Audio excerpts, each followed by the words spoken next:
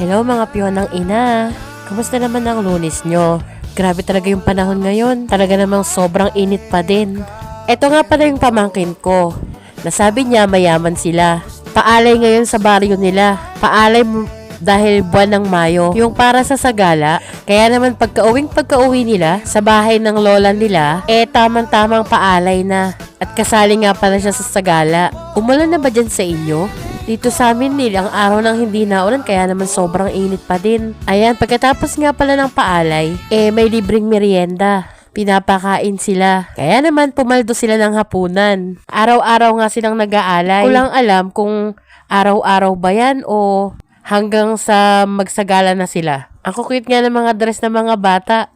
Eto kasing pamangking kong mayaman nagpasikat sa kanyang mga dress. Kaya naman yung mga bata, gusto rin nakadress. Niyaya ko nga pala yung kapatid ko na pumunta sa bayan. Pumunta kami ng 7-Eleven kahit kainitan. May mga ilang bagay kasi na wala na kami sa bahay. Kaya kailangan talaga na namin pumunta sa bayan. At grabe sa sobrang init, parang ayoko nang lumabas sa 7-Eleven. Eto naman kapatid ko, akala mo naman sumasagala din 7-Eleven lang naman yung punta namin. Sa kanya talaga nagmana yung pamangkin niya. Dumaan na rin kami saglit sa Jollibee. Kasi bilin din ng mga anak ko na bumili kami ng ulam. Pagkatapos umuwi din kami agad kasi nga sobrang init.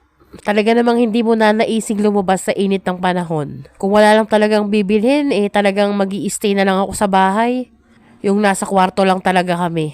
Kinaumagahan nga, may nagtinda ng isda sa amin. Kaya naman bumili si nanay. At pinaksiw niya yung isda. Ay talaga namang sobrang sarap nung ayungin. Hapon na sobrang init pa din talaga. Napapaligiran naman kami ng mga puno. Iba na talaga yung panahon ngayon. Yung kapatid ko nga nag-crave sa pansit kaya naman nagluto siya. End ko na yung chismis. Bukas ulit!